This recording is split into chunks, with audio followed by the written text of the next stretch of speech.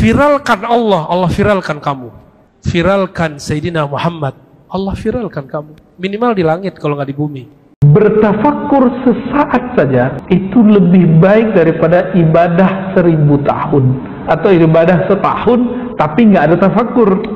Nunggak-nunggik tapi nggak ada tafakurnya. Orang kalau berfikirnya benar, maka ibadahnya walaupun sedikit itu lebih berefek daripada orang yang berfikir sedikit ibadahnya banyak. Nanti dia ngerasa sok suci dengan ibadah dia. Fikir terhadap ayat-ayat Allah, pola-pola yang Allah sudah ciptakan di dunia. Mikirkan besar nilainya nikmat Allah Ta'ala, maka akan muncul dari fikir kepada nikmat al-mahabbah. Tafakkur terhadap janji Allah, janji reward, pahala-pahala, kebaikan-kebaikan akan memunculkan rohbah, semangat beramal. Sebaliknya memikirkan resiko akibat melakukan sesuatu. Cara untuk mengenal Allah ini jalan ringkas supaya tidak berat memikirkan, karena ini bukan untuk difikirkan, ini hanya untuk dirasakan. Jika berzikir la ilaha illallah, katakan tiadalah wujudku kecuali diwujudkan oleh Allah, tiadalah wujudku kecuali bersumber dari kudrat iradat Allah, tiadalah ruhku kecuali dari hembusan Allah, tiadalah tubuhku, jiwaku kecuali melalui nur Sayyidina Muhammad Rasulullah. Inilah makna la ilaha illallah Muhammadur Rasulullah. Dari dulu kita bertemu para masyayikh. Ini yang membedakan kita dengan para masyayikh. Mereka dulu kalau sebut la ilaha illallah, fahamnya sampai ke sini. Sekarang saya bagi free, gratis. Antum cukup sedekah nanti ke siapa, ya? Lihat ada orang duafa, sedekah karena faham satu ilmu, tanda syukur kepada Allah Subhanahu wa ta'ala. Apa yang membuat zikir-zikir amalan ini terhambat? Jadi sir dari Allah mau turun, rahasia dari Allah mau masuk ke dalam kolbu, tapi terhalang karena di kolbu kita paling dalam kita meniatkan amal itu bukan untuknya. Jadi kalau Bapak Ibu ntar wiridan, udah ya, di ijazah yang lama tuh simpen aja. Zikir biar kaya, zikir mahabbah, zikir buat sakti. Sekarang zikir yang biasa, lalu katakan, aku berniat menyebut Engkau ya Allah, karena Engkau layak disebut. Aku memujimu ya Allah, karena Engkau layak dipuji. Aku menyembahmu ya Allah, karena Engkau layak disembah. Itu baru tasawuf. Apa ciri-ciri kita sudah cinta kepada Allah? Aksarta dzikrah, engkau banyak menyebut namanya. Maka kalau kita tanya, apakah diriku sudah cinta kepada Allah atau cinta kepada ringgit dan dolar? Karena mengenang Allah sungguhlah sulit.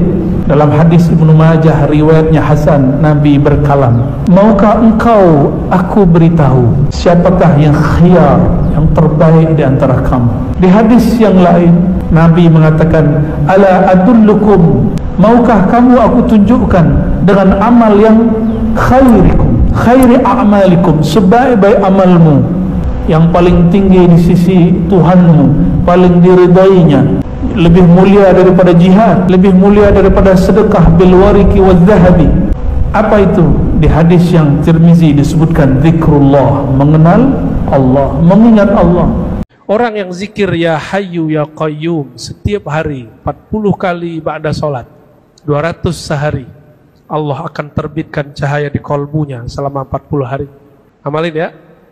La yukhliful mi'ad, Allah tidak pernah melanggar janjinya, dan Allah tidak pernah zalim. Jadi jangan berpikir Allah tidak adil. Antum mau keadilan Allah? Mau keadilan Allah?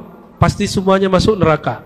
Jangan pernah minta keadilan Allah, semuanya masuk neraka. Adil itu apa sih? Apa adil? Bingung deh. Padahal sering ngomong ya, bukan 50-50 toh? Enggak. Sesuai dengan haknya kita bagi. Kira-kira kita pantas nggak masuk surga? Sholat nggak khusyuk, umroh narsis. Kalau ziarah orang dikubur foto, ya salam. Lagi foto sama kuburan. Allah mencipta tidak perlu ada hajat dan tujuan. Kalaupun tujuannya bukan untuk dirinya, tapi untuk si makhluk itu sendiri. Karena yang masih punya tujuan berarti belum sempurna, yang berhajat berarti belum paripurna.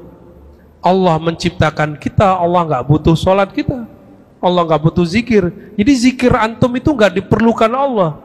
Jangan sok-sok dibutuhkan Allah. Udah nggak khusyuk, sok-sok dibutuhkan Allah lagi.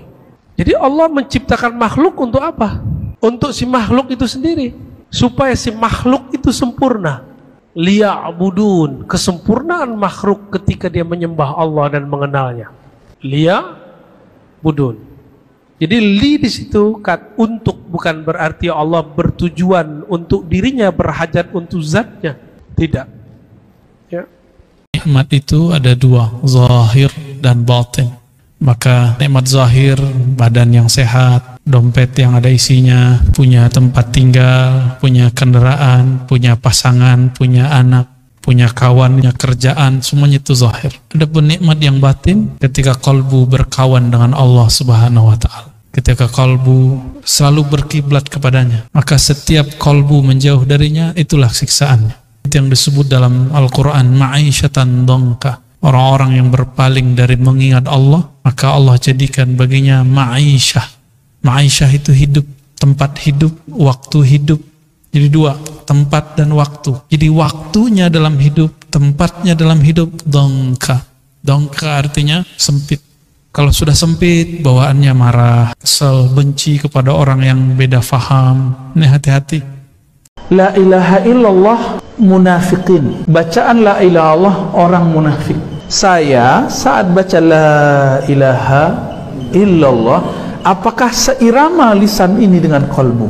Atau ketika baca la ilaha illallah, pikiran pun melayang? Atau yang lebih parah, orang baca la ilaha illallah, hati mendongkol, ya, hati kemudian kesel. Allah diteriak-teriakin. Akhirnya orang baca Allah, dia kesel. Itu lebih munafik dari munafik itu. Gawat. Kalau nggak suka zikir keras, nggak usah komentar. Cukup katakan, saya suka zikir lembut.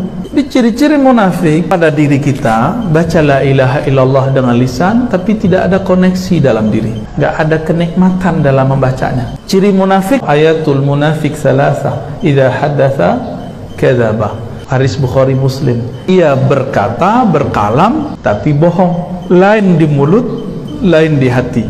Iman itu terbagi dua, ada pokok, ada cabang.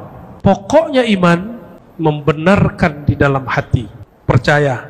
Sedangkan cabangnya lisan yang bersaksi, tubuh yang beramal, harta yang disedekahkan. Itu cabang iman. Coba lihat. Kalau tubuh kadang sholatnya banyak, kadang dikit, benar? Sedekah kadang banyak, kadang dikit. Banyak berarti cabang imannya sedang banyak. Kalau dikit berarti cabangnya lagi sedikit. Sedangkan usul iman nggak boleh naik, nggak boleh turun. Dia harus tetap. Nggak boleh bertambah, nggak boleh berkurang. Kata Sayyidina Ali, seandainya terjadi apa saja, matahari terbenam apa dari di timur apa, nggak ngefek kepada imanku. Terjadi emas, ambil kerikil, set, jadi mutiara, nggak merubah imanku. Karena iman nggak boleh nambah, nggak boleh kurang. Maka jangan nafsu, pengen dapat rezeki ini, jabatan ini, pengen viral, nggak usah. Semuanya sudah ada jatahnya. Kita cuma jalanin, ngambil asbab. Usaha kita hanya sebatas asbab, selebihnya Allah. Bahkan usaha itu sendiri bagian dari takdir.